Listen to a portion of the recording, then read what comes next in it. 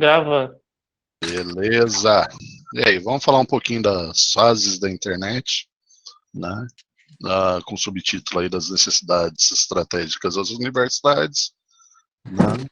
Trabalhinho pedido pela nossa professora Ana Paula e no curso de licenciatura de matemática, na aula de tecnologia da informação e ensino de matemática, ou da matemática, né, no caso. Bom, foi solicitado para a gente umas fontes básicas, né? São essas do Borba, discussão teórica em cima disso e tecnologias digitais e reinvenção da sala de aula. Bom, o grupo deu uma lida e achou que ia ficar bem ruim o trabalho se a gente só se baseasse nisso, tá? Então, tem muita coisa aí faltando, parece que a internet é uma coisa mágica, maravilhosa, já nasceu pronta, perfeita, e que todo mundo sabe usar ela, né? E o que a gente quer discutir que é exatamente o problema de não se estar usando a internet nas escolas como desejado por algumas pessoas. Tá? Como que nós recebemos o tema de fases da internet? A biografia passada pela disciplina, ela aborda as fases da tecnologia na educação brasileira. Então, o contexto de fases da internet pelas referências indicadas deixa o conteúdo muito vazio no contexto de relação da internet. Então, precisou aí fazer uma complementação das fontes para estar fazendo o trabalho. Então, essas aí são as complementações que a gente foi buscar, que são artigos, tá? Falando sobre a história e tudo mais, né? Eu levantei essa lebre porque eu consegui ver bastante da internet, o caminho que a internet fez, principalmente no Brasil. Bom, vamos dizer o primeiro marco, falar o primeiro marco da internet, que é basicamente a criação. Ela teve uma motivação que era guardar e preservar dados de inteligência bélica militar. Então ela era feita descentralizando aonde está guardado todas as informações, né? Isso pelos Estados Unidos, tá? Porque está tomando uma paulada tecnológica da União Soviética durante a primeira metade da Guerra Fria.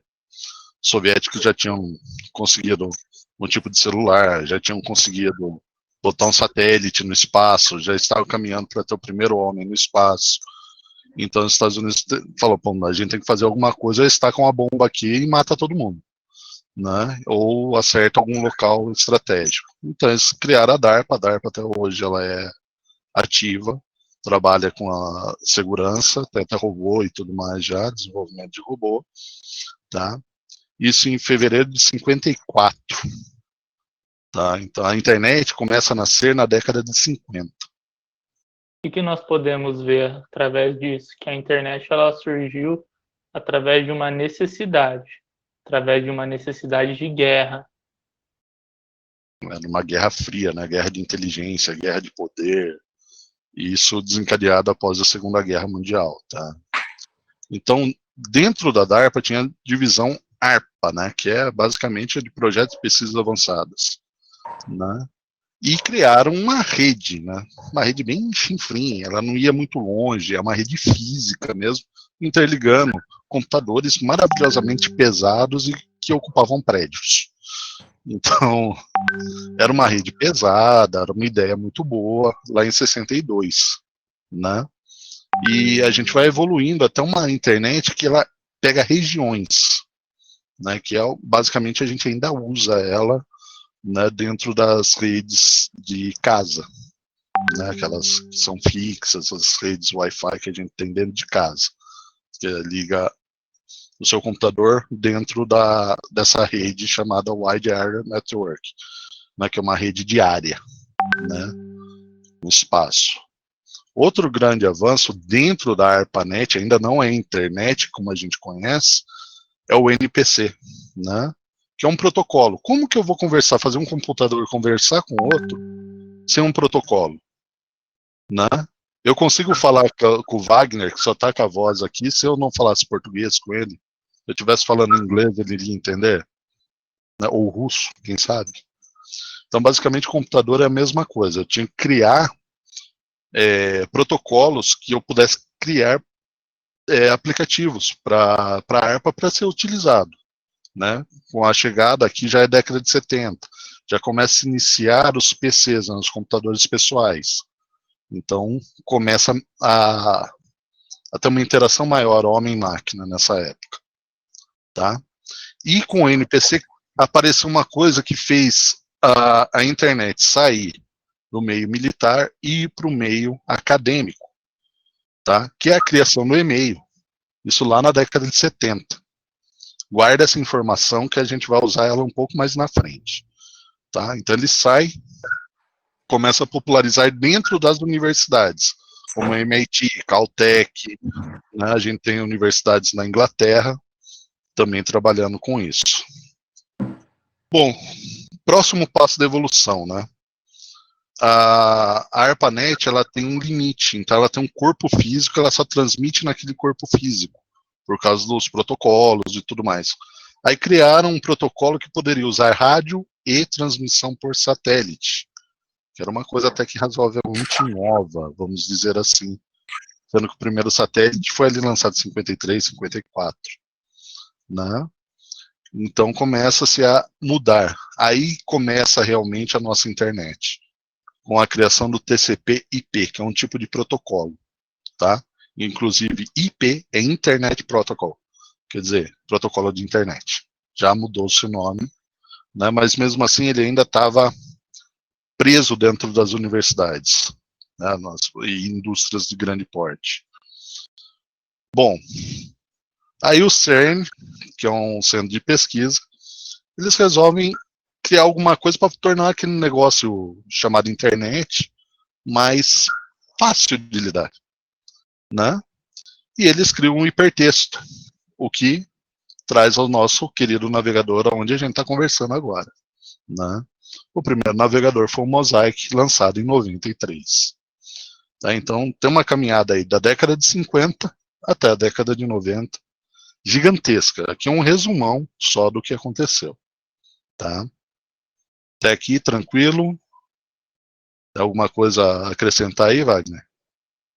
Foi esse ano de aproximadamente 85 a 89, a partir da biografia do Borba, que foi inserida computadores, né, na parte educacional, ou seja, a tecnologia entrou pela referência do livro em 1985. Porém, antes disso, a internet ela já corria pelo mundo, ela já havia um desenvolvimento. Sim. Ele começa a ideia de usar os computadores, né, dentro de escola, porque aí o PC já se torna mais barato, um trombolho um pouco menor. Computador era um negócio horrivelmente ruim, vamos dizer, padrão de hoje, de velocidade e tudo mais, e era um trombolho pesado. Era uma tecnologia muito ainda analógica na década de 80, né? Perto do que a gente tem hoje. Então vamos falar um pouquinho do marco da internet, que casa um pouquinho com essa ideia do Borba, né? Que a chegada da internet foi em 88 no Brasil. Mas ela chega como? Chega dentro das universidades. Tá? Você queria um acesso, o que você tinha que fazer? Ligar para a universidade, olha, o computador está livre. Era como ligar para alguém e falar, o computador está livre? Tá. Aí você conseguia a comunicação via telefone com o computador da universidade. Então eles comunicavam desse jeito, entre eles, né? E entre essas universidades, quem tivesse ligado à FAPESP, ao UFRJ e o Laboratório Nacional de Computação Científica, né? Aí começa a ter uma comunicação melhor através de backbones, né? É um tipo de rede LAN, WAN. Ligavam os estados através de pontos de presença. Tá? Não precisa entrar muito nisso. Interligavam as faculdades, né? Por esses pontos. E aí começa, né? Ele chegou na faculdade, as pessoas, opa, é novidade, eu quero usar, onde é que eu posso usar? Começa a se questionar, começa, onde que eu posso usar isso aqui? Será que é bom usar para quem está aprendendo? Será que eu consigo usar isso dentro de uma escola comum e botar para os alunos mexerem, né? Aí isso melhora com essa exploração comercial da internet no Brasil. Ali em 94, 95, teve até novela, teve um monte de propaganda para dar esse empurrão final na internet. E era uma internet de escada ainda, tá, gente? Aqui não era internet rápida. Quer dizer, o que se comunicava, o que se passava nisso, eram mais textos, tá? Do que vídeo. Pensar nisso que a gente está fazendo agora aqui, que é uma conferência, impossível com aquela rede na década de 90 ali, tá? A partir de 2000 melhora. Bom, vamos lá. Quais são as principais mudanças que a internet trouxe, né? Cartas físicas, as cartas virtuais, tá? A redução do tempo de envio de dados para o mundo inteiro. Isso foi muito marcante para a internet. Aí a gente tem aqui, era engraçado até, porque era difícil você conseguir um livro, conseguir um texto, você tinha que fazer assinaturas, tinha que ter senhas especiais. Aí veio um cara dentro da universidade, o que ele fez? Pô, a internet é terra de ninguém, peraí. Vamos criar um tal de Napster aqui e começar a divulgar MP3. O MP3 foi uma coisa que foi uma revolução dentro da internet. Porque do MP3 veio o MP4, que é o vídeo que a gente está usando aqui agora, né? Começou aí, com pacotes de dados cada vez menores, compactos e contendo tudo o que era necessário, tá?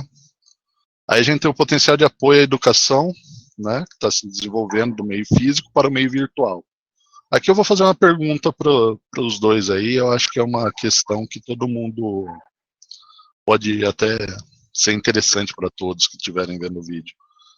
O EAD é uma coisa nova, recente, ou é uma coisa mais antiga? O EAD ele é uma coisa bem antiga já. Não é uma coisa nova aí 20 Não, anos atrás, 30 anos atrás. É uma coisa bem antiga. né? E, A João? diferença, a diferença e a É, construção do EAD que a gente conhece hoje é algo ligado com a internet. Mas não é bem assim que se passa na história. Sim. Né, João, você chuta uma data aí?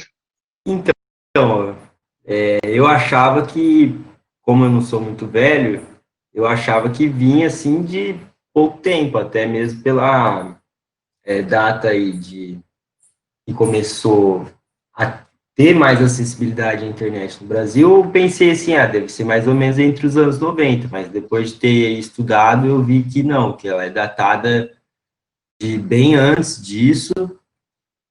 Eu tô aí com uma coisa compartilhada na tela aí, né? O Instituto Monitor, ele é o primeiro pioneiro, um dos pioneiros no Brasil, tá? Eu acredito que seja o primeiro. Ele só tem 80 anos, quer dizer, e a gente é universal. Então eles nasceram em 1941, 40, 41, né? E aí que marca aqui, ó, das cartas físicas às cartas virtuais. Basicamente, a educação era feita, eles te mandavam um monte de apostila, lê, tem dúvida? Manda a carta para nós. Aí depois liga para nós, né? Passa um fax. E hoje a gente tem um site que você conversa até com o professor, se você tiver necessidade. Né? Tem o WhatsApp, tem tudo isso. Né? Então, a revolução da internet é basicamente isso, foi a velocidade com que ocorre as transmissões de dados. Né? E aí a gente tem mais uma evoluçãozinha, foi a criação do YouTube. Né? E os vídeos em tempo real. O YouTube foi uma coisa meio estranha no início. Todo mundo usava para música, para entretenimento, porque ele era curto. Até que o pessoal começou a criar uma coisa chamada tutoriais, que é o quarto marco. né? Os tutoriais, eu vejo assim, tem alunos que eles fazem as coisas, por exemplo, mecânica, elétrica, eles buscam no tutorial como fazer. Então, pessoas ensinando outras pessoas. Né? A educação começa a mudar um pouco do aspecto. A educação só está na escola, né? Ou a educação é a comunicação entre dois conhecimentos, né? A gente tem as videoaulas. Aí começa Khan Academy, essas coisas na área da matemática, né?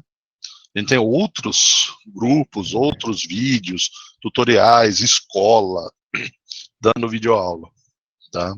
Isso já faz um bom tempo. Eu não sei se Borba diz o tempo que isso já começa a ocorrer. O Borba, ele coloca essa parte de utilização do YouTube a partir da quarta fase, destacado em 2004. Porém, a internet, pela referência do livro dele, ela começa na segunda fase, em 1990. Porque, assim, o Borba, ele divide o marco da tecnologia na educação em 4 fases.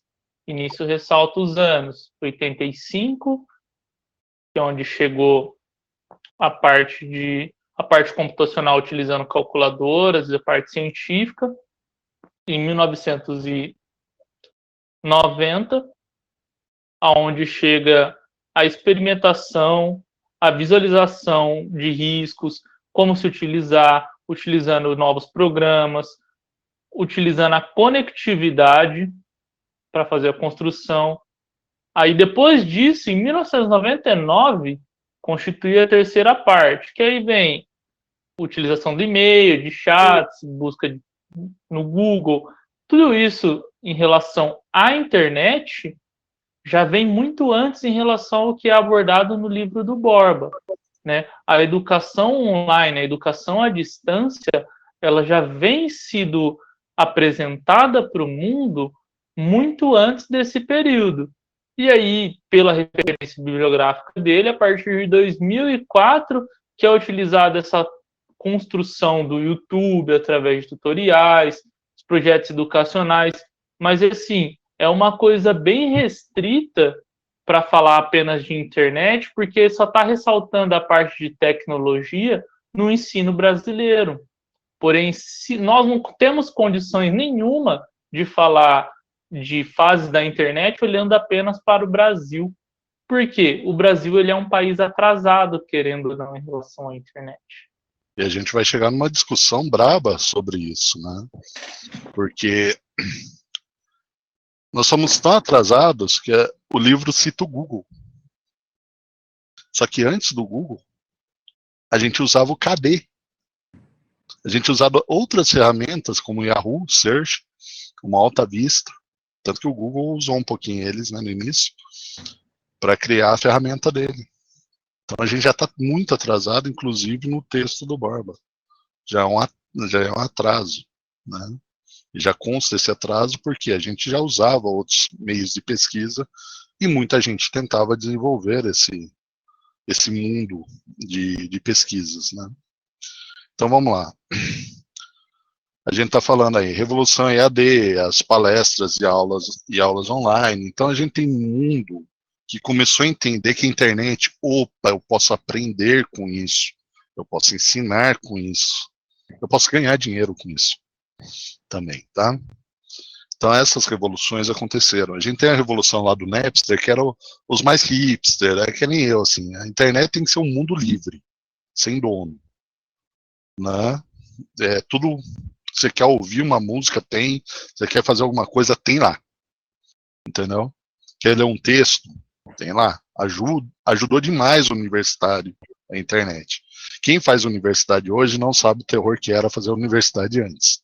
A gente tinha que buscar tudo em livro, em papel, e dando graças a Deus que a biblioteca tinha o que você precisava. Tá? Eu dei uma grande sorte que eu nasci numa cidade que tinha o ITA.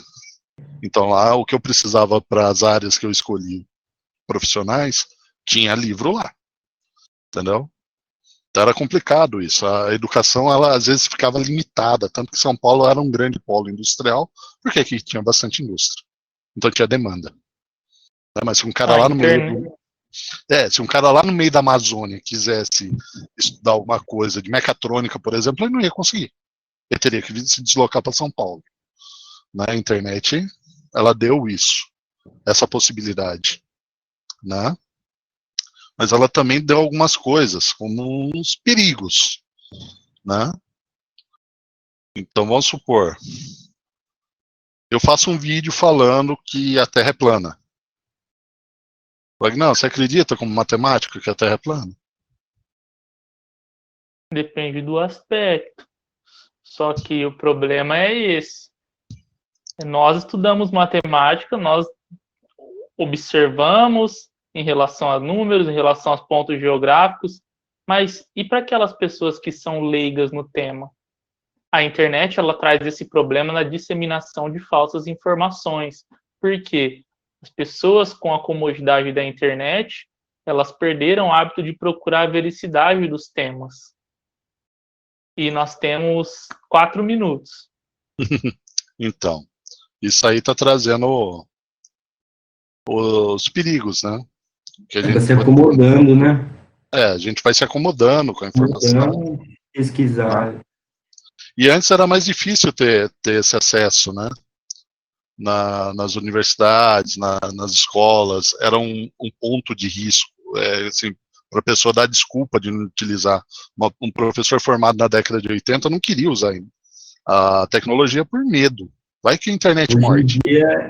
Hoje em dia é até difícil, né? Tem uma luta aí dos professores para privar justamente esse uso de um celular, por exemplo, numa sala de aula, porque às vezes a tecnologia que deveria ser usada para ajudar acaba atrapalhando numa sala de aula, por exemplo. Sim, a gente está meio que misturando tudo, né? Hoje em dia, o aluno leva a internet na palma da mão, dentro do bolso, né? Para dentro da sala de aula. Cabe agora o professor saber utilizar aquilo e ver se ela cabe, né? Com a tecnologia que ele quer, o que ele quer ensinar, né? Que é a conexão constante que a gente tem hoje dos jovens, né? Com a internet e tudo mais, né? Na sala de aula, quais seriam os impactos disso? Entender, que nem a gente pontuou, o que é certo, o que é errado, né? Eu posso pegar uma coisa falsa na internet que ele dizer isso, professor, está na internet, é verdade. Né? O professor teria que ter jogo de cintura para fazer isso e conhecimento para, né? Então vamos dar uma acelerada por causa do tempo, né? E aí? A escola está obsoleta? Tem Vagnão? João?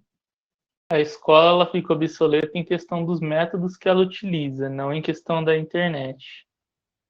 E eu acho que tem assim, um pouco de parte também, um pouco de falta de infraestrutura e de conhecimento aí por parte principalmente das escolas públicas, né? E acaba tendo uma defasagem aí nessa questão de material e rede, etc.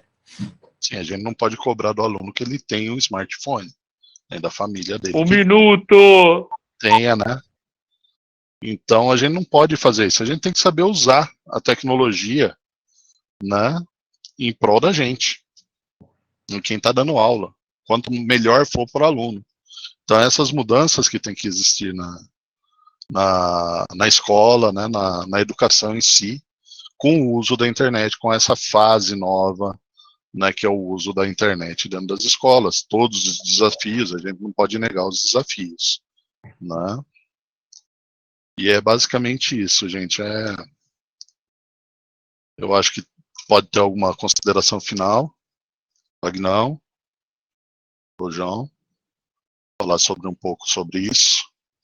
A internet é um meio, a internet do nosso lado, como se falou, para ajudar a gente a melhorar aí nosso abrangir mais coisas e ter uma facilidade aí melhor em mostrar alguns certos problemas e etc. Então, e não deixar aquilo, né, atrapalhar, a gente acomodar com aquilo, qualquer coisinha, vou ali, pesquiso na internet, primeira resposta que sai, você já copia e cola. Então, não é isso que é fazer uma pesquisa. E aprofundando, né? E é isso aí. Para encerrar, nós agradecemos quem está visualizando no passado, no presente e no futuro. E até uma próxima.